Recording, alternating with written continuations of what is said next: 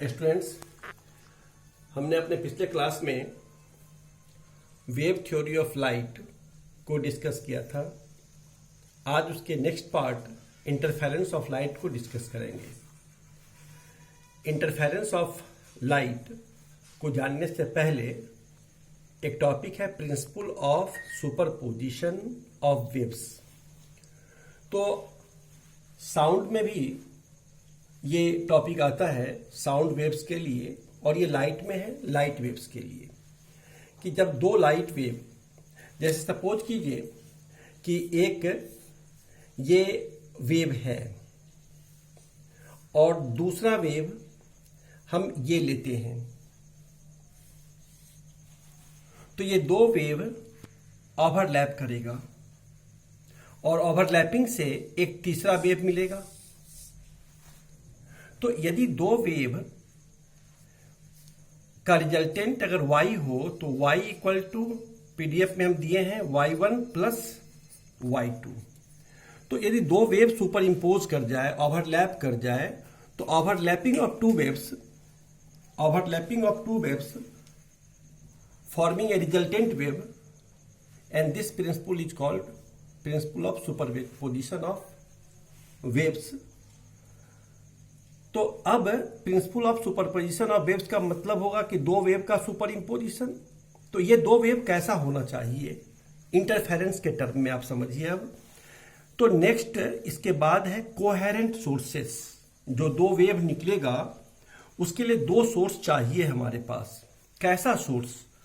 तो sources are said to be coherent if they produces light waves of same frequency or same wavelength or constant phase difference और nearly same amplitude। तो coherent sources कैसा होगा? इससे हम दो source ऐसा हो जिससे सेम फ्रीक्वेंसी और सेम वेवलेंथ का वेव निकले, प्रोपगेट करे, उसका फेज कांस्टेंट हो या सेम फेज हो। ऐसे वेव्स, ऐसे सोर्स को हम कोहेरेंट सोर्स कहते हैं। तो इंटरफेरेंस में सबसे इंपॉर्टेंट होगा कि कोहेरेंट सोर्स होना चाहिए, तभी इंटरफेरेंस होगा। तो कोहेरेंट सोर्स समझे आप। अब नेक्स्ट है interference of light. Interference of light में आप समझेंगे कि जब ये कोहेरेंट सोर्स से जब दो वेव निकला, ये दोनों वेव जैसे प्रिंसिपल ऑफ सुपरपोजिशन में है, ये दोनों वेव ओवरलैप करेगा। तो कुछ कंडीशंस होंगे, हम उसको इंटरफेरेंस ऑफ लाइट के लिए, जो इस टॉपिक के लास्ट में एक पॉइंट है, हम अभी डिस्कस करते हैं। Condition for stationary interference. कैसे इंटरफेरेंस का क्या कंडीशन होगा? तो कंडीशन होगा कि ये जो लाइट वेव्स होंगे वो कोहेरेंट सोर्स से दो वेव निकलेगा, तो ऑटोमेटिकली दोनों का फ्रीक्वेंसी सेम होगा या वेवलेंथ सेम होगा, कांस्टेंट फेज होगा, नियरली सेम एम्पलीट्यूड होगा। ऐसे दो वेव सुपर इम्पोज करेंगे तो दो वेव का जो सोर्स है, उस सोर्स का जो स्लिट होगा वो नैरो होना चाहिए। केवल नैरो से ही नहीं, दोनों के बीच का सेपरेशन भी काफी कम होना चाहिए। तो यदि दोनों स्लिट के बीच का सेपरेशन, कोहेरेंट सोर्स के बीच का सेपरेशन कम हो, कोहेरेंट सोर्स के विड्थ का, जो स्लिट का विड्थ है वो पॉइंट के समान हो, ऐसे सोर्स से निकले हुए वेव्स जब ओवरलैप करेंगे तो हम उसको इंटरफेरेंस ऑफ लाइट कहेंगे। अब ये इंटरफेरेंस दो टाइप का होगा। एक होगा कंस्ट्रक्टिव इंटरफेरेंस और एक होगा डिस्ट्रक्टिव इंटरफेरेंस। कंस्ट्रक्टिव इंटरफेरेंस का मतलब होगा कि जैसे आप इसमें देख रहे हैं, ये एक वेव ये है, दूसरा वेव ये है। ये दोनों वेव, ये पहले का क्रेस्ट है, दूसरे का भी ये क्रेस्ट है, तो सेम ये क्रेस्ट और क्रेस्ट है। इसमें ये ट्रफ और ट्रफ है। माना जाएगा ये दोनों सेम फेज में होंगे, ये दोनों सेम फेज में, और अब ये दोनों ओवरलैप कर जाएंगे। तो देखिए यहाँ इंटेंसिटी, ये एम्पलीट्यूड है और ये दोनों एम्पलीट्यूड अगर सेम फेज में हुआ, क्रेस्ट और क्रेस्ट का ओवरलैपिंग हुआ, तो जो रिजल्टेंट मिला वो मैक्सिमम मिला। तो इस तरह से ये ट्रफ और ट्रफ है, मैक्सिमम इंटेंसिटी मिली, मैक्सिमम एम्पलीट्यूड मिलेगा। तो intensity directly proportional to square of amplitude होता है। तो ओवरलैपिंग पर एम्पलीट्यूड ज्यादा हो जाएगा तो इंटेंसिटी भी ज्यादा हो जाएगी और ब्राइट स्पॉट दिखाई देगा, ब्राइट फ्रिंज स्क्रीन पर दिखाई देगा। तो इसको हम कहेंगे कंस्ट्रक्टिव इंटरफेरेंस। ठीक इसके अपोजिट डिस्ट्रक्टिव इंटरफेरेंस में क्या होगा? यदि हम कहें कि ये एक वेव है और दूसरा वेव अपोजिट फेज का हुआ, ये अपोजिट फेज का है, तो इसका ये प्लस एम्पलीट्यूड है, ये माइनस एम्पलीट्यूड है, एक वेव मिला हमको जिसका रिजल्टेंट वेव का एम्पलीट्यूड पहले और दूसरे से कम हो गया। तो ये रिजल्टेंट वेव एम्पलीट्यूड कम हो जाएगा तो इंटेंसिटी भी कम हो जाएगी। इसको हम डिस्ट्रक्टिव इंटरफेरेंस कहेंगे। ब्राइट कंस्ट्रक्टिव में फ्रिंज बनेगा, डिस्ट्रक्टिव में डार्क फ्रिंज बनेगा। तो अब हम लोग इंटरफेरेंस में जो वेव हम बोलते हैं वो वेव को सिंबॉलिकली हम स्फेरिकल वेव फ्रंट की तरह लेंगे। आप इस बात को ध्यान रखेंगे कि कंटिन्यूअस कर्व क्रेस्ट बताएगा और डॉटेड कर्व ट्रफ बताएगा। तो इसका मतलब है कि कंटिन्यूअस कर्व एक कोहेरेंट सोर्स से निकला हुआ दूसरे कोहेरेंट सोर्स से निकला हुआ कंटिन्यूअस कर्व मतलब क्रेस्ट ओवरलैप करेगा, जिस तरह आप ये देखे हैं, तो ब्राइट फ्रिंज बनेगा। इस बात को यंग ने एक एक्सपेरिमेंट करके दिखाया जिसका नाम है यंग्स डबल स्लिट एक्सपेरिमेंट। आपके सिलेबस में इस फिगर को आप ध्यान से देखें। यहां पर एक स्लिट है और ये स्लिट के पीछे एक प्लेन वेव फ्रंट है। ये प्लेन वेव फ्रंट से क्रेस्ट कंटिन्यूअस कर्व देख रहे होंगे आप, डॉटेड कर्व देख रहे हैं, ट्रफ है। इस तरह से वेव का प्रोपगेशन हुआ और अब इस वेव के प्रोपगेशन आगे एक आप देखेंगे दो नैरो स्लिट S1 और S2 ठीक इसके सामने।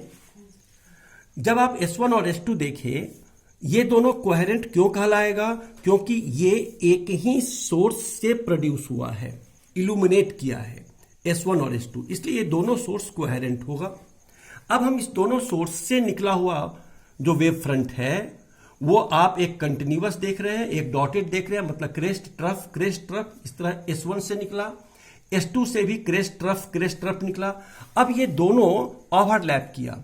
आप ध्यान से देखेंगे S1 और S2 और ये सामने एक स्क्रीन है। स्क्रीन के S1 और S2 के ठीक मिडिल से ये पॉइंट आप देख रहे हैं स्क्रीन पर।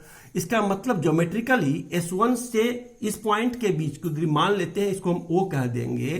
तो S1 से O के बीच की दूरी और S2 से O के बीच की दूरी सेम होगी, मतलब there is no any path difference. और जब पाथ डिफरेंस नहीं होगा तो सेम फेज में होगा, और जब सेम फेज में होगा तो निश्चित रूप से यहां पर एक फ्रिंज बनेगा। ये इंटरफेरेंस पैटर्न है, एक फ्रिंज बना, ब्राइट फ्रिंज कहलाएगा। इसका नाम है सेंट्रल ब्राइट फ्रिंज। ये इसका एम्पलीट्यूड हुआ, मैक्सिमम एम्पलीट्यूड यहां दिखाई देगा हमको। लेकिन सपोज करते हैं कि आप इस पॉइंट को देखें, यहां डार्क फ्रिंज बना। कैसे? तो एक का क्रेस्ट दूसरे का ट्रफ सुपर इंपोज हुआ, एक का ट्रफ दूसरे का क्रेस्ट सुपर इंपोज हुआ, तो अपोजिट फेज में सुपर इंपोज हुआ। यहां आप देख रहे हैं अपोजिट फेज में, फिर यहां आप देख रहे हैं अपोजिट फेज में। देखिए ये रेड कलर है, ये ट्रफ है, और ग्रीन कलर क्रेस्ट है। तो एक का ट्रफ दूसरे का क्रेस्ट सुपर इंपोज किया तो अपोजिट फेज में यहां आप डार्क फ्रिंज देखेंगे। तो इस तरह से S1 और S2 कोहेरेंट सोर्स हुआ, इससे निकले हुए वेव फ्रंट्स ओवरलैप किए, सेम फेज वाले में ब्राइट बनेगा, अपोजिट फेज में डार्क बनेगा। और ये इंटरफेरेंस पैटर्न है, इसको हम डिस्कस आगे करते हैं। तो ये यंग्स एक्सपेरिमेंट है। अब आप देखेंगे कि सपोज कीजिए कि इस पॉइंट पर डार्क ही बने, ये हमको तो पता नहीं है। इस पॉइंट पर पता है कि ये सेंट्रल ब्राइट फ्रिंज ही बनेगा, क्योंकि S1 और S2 से निकलने वाले जो वेव्स होंगे उसका पाथ डिफरेंस 0 होगा, इक्वल पाथ ट्रेवल करेंगे। लेकिन ये तो इक्वल पाथ ट्रेवल नहीं किया, क्या यहां ब्राइट बनेगा, क्या यहां डार्क बनेगा, ये पता नहीं है। इसके लिए एक लास्ट टॉपिक आपका है एनालिटिकल मतलब मैथमेटिकल ट्रीटमेंट ऑफ इंटरफेरेंस। हम लोग इंटरफेरेंस के लिए मैथमेटिकल कुछ कंडीशन लेंगे। इस फिगर को आप देखें, सिंपल सा फिगर है, जैसा आप यहां देखे थे। एक सोर्स है, नैरो स्लिट है, उससे दो स्लिट इल्यूमिनेट हुआ और ये दोनों स्लिट के बीच का सेपरेशन आप स्मॉल डी देख रहे हैं।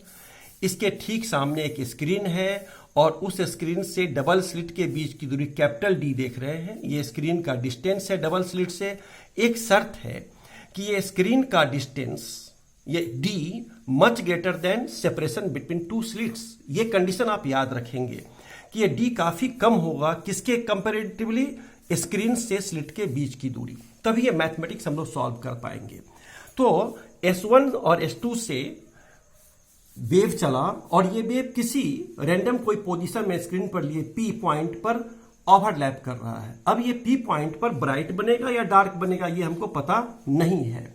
तो इसको जानने के लिए कुछ कंडीशन हम बताते हैं। जैसे S1 से वेव निकला, आप जानते हैं लाइट वेव हार्मोनिक वेव होता है और आप पढ़ चुके भी हैं अप्लाइड साइंस में उस समय कि हार्मोनिक वेव के लिए y equal to x equal to a sine omega t होता है। उसी तरह y1 इक्वल टू हम लिखे a1 sign omega T. S2 से निकला y2 equal to a2 sine omega t plus 5। ये फेज है, ये दोनों में फेज का डिफरेंस 5 हुआ। a1 a2 एम्पलीट्यूड है, ये पता है आपको। सुपरपोजिशन में हम बताए कि ये दोनों वेव ओवरलैप कर जाएगा, y equal to y1 plus y2। और इस तरह से इसको सॉल्व करके हम ये रिजल्ट निकाले, y equal to R sine omega t plus theta. यहां पर r क्या है, a1 और a2 तो ये दोनों वेव का एम्पलीट्यूड था, लेकिन जब दोनों ओवरलैप किया तो एक रिजल्टेंट एम्पलीट्यूड मिला। जैसे आप यहां देख रहे हैं इस पॉइंट पर कि आप दोनों जब मिला तो ये दोनों एम्पलीट्यूड रिजल्टेंट दे दिया। उसी तरह से इस पॉइंट को आप देखें कि रिजल्टेंट एम्पलीट्यूड मिला r इक्वल टू, अब r क्या है, रिजल्टेंट एम्पलीट्यूड है, दोनों को जोड़े हम।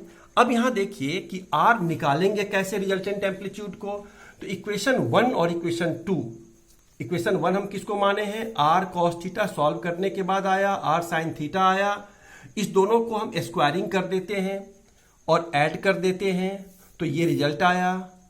और हम जानते हैं कि intensity directly proportional to square of amplitude होता है। तो देखिए आर स्क्वायर, तो इसको इंटेंसिटी रिजल्टेंट कहे हम, a1 स्क्वायर इसको i1 कहे, a2 स्क्वायर i2 कहे, 2 रूट i1 i2 cos 5 हुआ। ये एक फॉर्मूला मिला हमको रिजल्टेंट इंटेंसिटी का, i1 plus i2 plus 2 root i1 i2 cos 5। अब कंस्ट्रक्टिव में क्या होगा, ध्यान दीजिएगा कि कंस्ट्रक्टिव कब कहलाएगा, जब ब्राइटनेस, जब इंटेंसिटी मैक्सिमम होगा, मतलब इंटेंसिटी जो रिजल्टेंट इंटेंसिटी वो मैक्सिमम होगा। ये कब मैक्सिमम होगा, यदि cos फाई का वैल्यू 1 हो जाए, +1 हो जाए। +1 कब होगा, ज्योमेट्री में आप ट्रिगोनोमेट्री में पढ़े हैं कि cos 2n पाई हो जाए, मतलब फाई का वैल्यू 2n पाई हो गया। याद रखेंगे फाई का value even integral multiple of pi होगा, तो cos फाई 1 होगा और cos फाई 1 हो जाएगा तो IR मैक्सिमम हो जाएगा।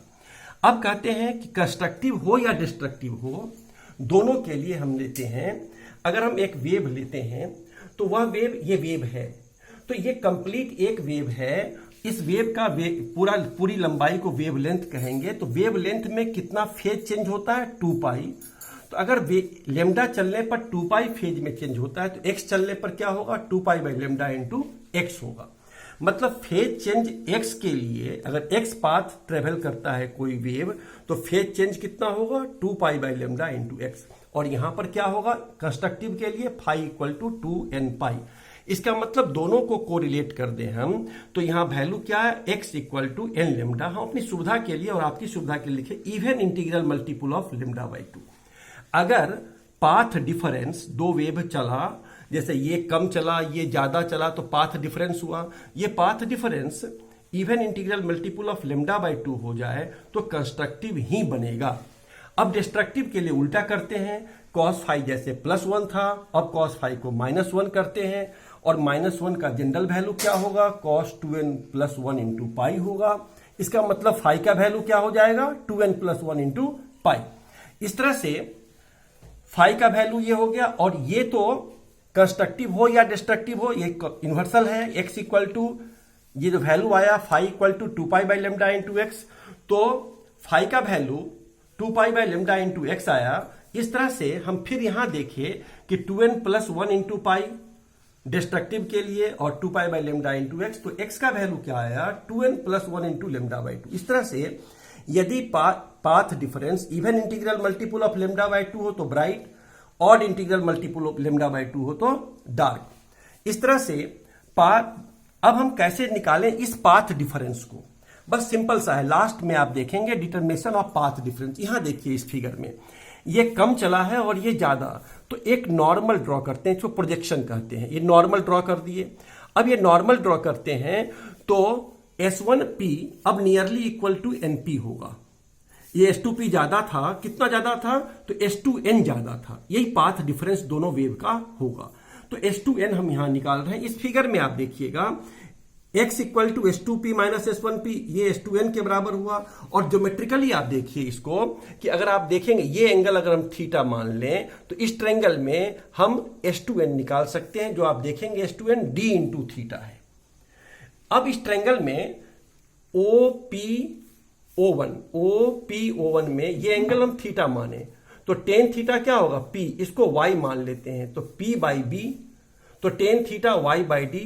क्योंकि ये डिस्टेंस काफी कम है इसलिए थीटा भी काफी कम होगा, तो टेन थीटा को हम नियरली थीटा मानेंगे जो Y बाई D होगा। इस तरह से theta equal to Y by D हुआ। अब हम थीटा के वैल्यू को डालें। x का वैल्यू क्या था यहां पर D इंटू थीटा था, तो D लिखे और थीटा का वैल्यू Y बाई D डाल दिए। इस तरह x का वैल्यू क्या आया D into Y by D। अब ब्राइट फ्रिंज की बात अभी हम पहले देखे थे। ब्राइट फ्रिंज में x का वैल्यू क्या था even integral multiple of lambda था, और ये पाथ डिफरेंस क्या निकाले हम D into y by D, जहां D आप जान रहे हैं दोनों स्लिट के बीच की दूरी है, Y यहां से इस पॉइंट के बीच की दूरी है, और कैपिटल D स्क्रीन के बीच की दूरी ये देख रहे हैं। इस तरह से हम YN निकाल लिए DN लेमडा बाई D। तो अगर हम ब्राइट फ्रिंज का विड्थ देखें तो होगा YN माइनस YN माइनस 1। दो लगातार ब्राइट फ्रिंज की बीच की दूरी को हम बीटा ब्राइट कहते हैं। तो आप जब YN में से YN माइनस 1 को घटाएंगे तो क्या मिलेगा D लेमडा बाई D। और इसी तरह से आप अगर डिस्ट्रक्टिव के लिए डार्क फ्रिंज के लिए देखते हैं तो आपको उतना ही वैल्यू आएगा। तो बीटा ब्राइट और बीटा डार्क दोनों सेम हो जाएगा। अब इसका इंटेंसिटी डिस्ट्रीब्यूशन लेते हैं। इंटेंसिटी डिस्ट्रीब्यूशन में I1 और I2 को I0 मान ले तो resultant 4I0 cos square phi by 2 होगा। यदि हम कहें कि फाई का वैल्यू 0 हो जाए तो मैक्सिमम कितना मिलेगा 4I0। तो इस तरह से आप इंटेंसिटी डिस्ट्रीब्यूशन में देखेंगे मैक्सिमम इंटेंसिटी कितनी होगी 4I0, और ये पाई है, ये 2 पाई है, यहां पर डार्क होगा, यहां ब्राइट होगा, यहां डार्क होगा। फिर इस साइड आप आइए माइनस पाई में डार्क, 2 माइनस 2 पाई ब्राइट। इस तरह से ये इंटेंसिटी डिस्ट्रीब्यूशन होगा। Thank you.